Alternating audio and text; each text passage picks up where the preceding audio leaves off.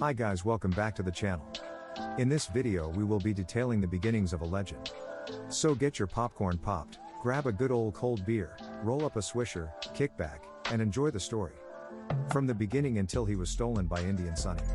This is the story of the famous Don Mayfield's American Pit Bull Terrier Pit General. A story, as stated by Don Mayfield. We started General at Earl Tudor's house and I saw his famous dog N-Bomb with his mother when he was just coming off the breast of his dam. The same day me and a friend Bobby bought N-Bomb's sister named Candy. We were very interested in buying him but Don didn't want to sell him. After 2 years we took Womack's Merit female and then took her to Earl Tudor's house to breed her with N-Bomb. This breeding was the first crossbreeding Don Mayfield had ever done. When the puppies arrived there were 2 brindles and 2 black pups. The 2 black pups were a male and a female. I brought the pups to Earl as payment for the mating and Earl sold them to Danny Burton. Danny sold the female to pay for the 2 and kept the male. The male dog was named Tiger Dan. Danny Burton then proceeded to buy the dog Spooky. He won a fight with Tiger Dan, and afterwards he bred Tiger Dan to Spooky and the legendary dog Pit General came into existence. I then purchased 9 dogs from Danny including the General. When I purchased Pit General he was already 16 months old. Out PF all of the dogs I purchased that day General was the cheapest. All the dogs I bought were Tudor bred dogs except for one named Vic. Vic had won a fight and was Danny's favorite dog. He was the most expensive dog I bought that day in the package. The first fight I had with Pit General was against Frank Fitzwater and his dog named Duke. Duke was by far the best head dog he had ever seen. I had schooled Pit General and he was the type of dog that would push and work until he got his prey and once he got it he would go in for the kill. Duke was a very hard-mouthed dog, much more so than Zeke the dog. He could bite hard and latch on to the head keeping stronger dogs from preying on him. I saw him at his schools and he made the tough Eli dogs look weak. Frank conditioned Duke with the help of our friend Billy Perdue. They were 2 dogs in excellent condition facing each other in the pit. Before the fight I was preparing Pit General to weigh in when Frank showed up. He walked up to me and asked Donnie, "How is your black dog feeling?" I looked at Frank and his right I was looking up, and his left I was looking down, and he had a big smile on his face. I pushed my straw hat to the side and said, "Jesse, I have him in the best condition I ever had one, better than Goldie the dog." This I must explain so you understand. Frank Fitzwater claimed to be the bastard son of the renegade Jesse James. Don had conditioned and released Frank Fitzwater's dog Goldie in their fight. When I looked at Frank his right I looked down and his left I looked directly at me and we were eye to eye when he said, "You better have it soon because he's going to have to kill this one I have."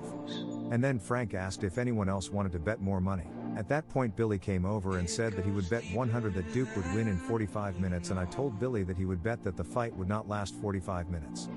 Billy accepted the bet.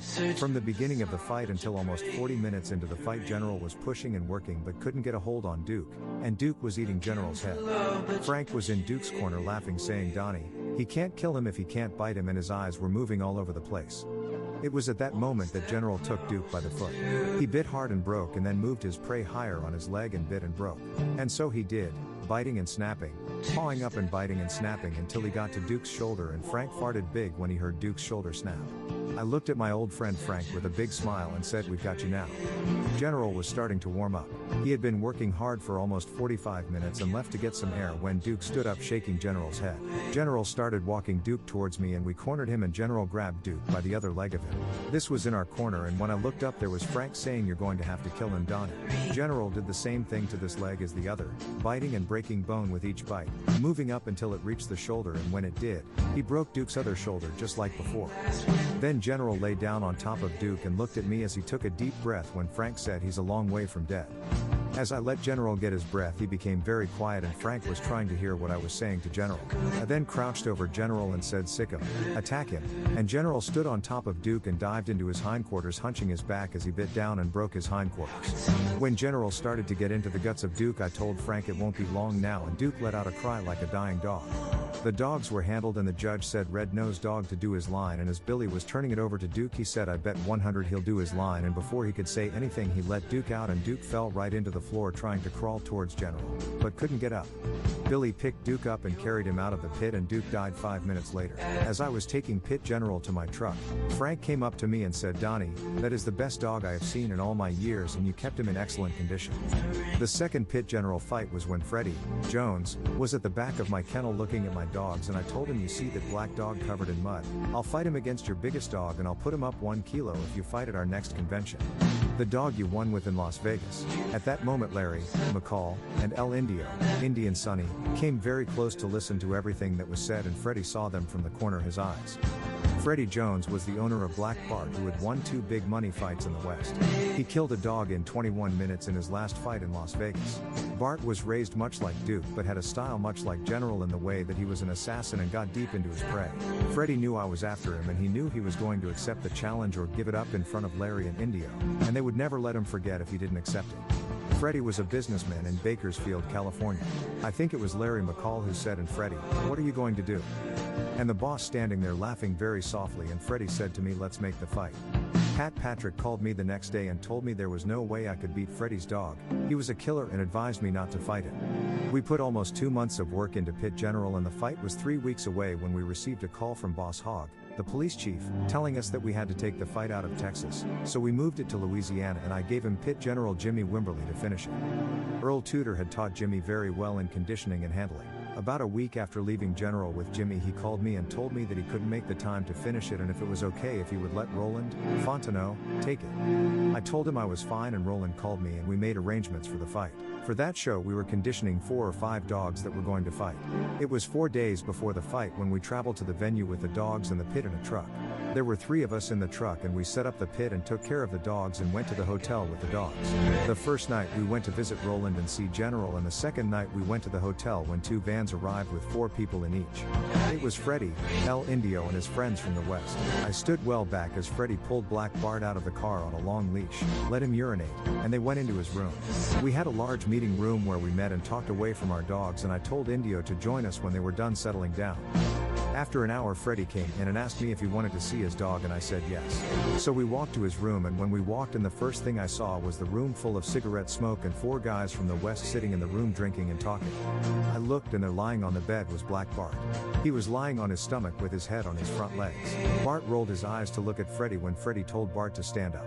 At that moment, Bart stood up and stretched in a way that made it look like he was posing for a picture. Then he shook himself and looked at Freddie. The power of this dog was unbelievable. So unbelievable that Ripley's would have a hard time believing it. Standing high head and large snout. I told Freddie what a nice dog he was, and we talked for a while. Bart rolled his eyes to look at Freddie when Freddie told Bart to stand up. He was laying down with his long head in his paws. This was a classic hound with one of the most powerful bodies I had ever seen.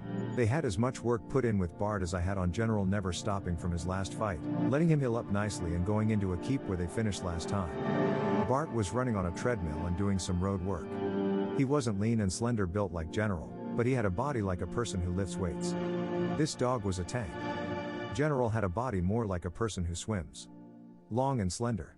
When we were pit side and it was time to weigh the dogs, Freddie hung Bart on the scale and Bart was right on weight. Then we weighed General and he was also right on weight. The dogs are now positioned for release. The dogs meet in the center. When they collide, it sounded like a minor car accident. Both dogs met with great force and intensity. I knew this would be a war. At the 15-minute mark the match was dead even, but at 20 minutes. He went into Bart's chest and bit down like vice grips. He then went into the back end. When Bart took the back end from him, they swapped holds for a while until Bart released his hold to try for General's head. General came out and they went back to the fronts, and General went back to Bart's chest, and each time he hunched his back and pushed his bite deeper and deeper, jerking and biting. At around 40 minutes General bit down hard on Bart's chest and ripped a piece out of flesh from Bart's chest, lifted his head up and swallowed it in front of a crowd of 300 people. He returned to the same place when Freddie looked at Roland and said, "I give up." Myself and Jimmy had to get in the pit to pull the General off of Bart. We were seconds too late. Freddie picked Bart up, and as he walked out of the pit with Bart laying dead in his arms. I hate to see anyone lose an animal. I know the feeling oh too well. The biggest mistake I made was leaving the dogs on the truck in their kennels. I was going to put them on their chains the next morning after sleeping. When I went out to check on the dogs the next morning, the first thing I saw was General's kennel door wide open and my ace dog was gone. I was shocked to know that my dog was stolen right from under my nose.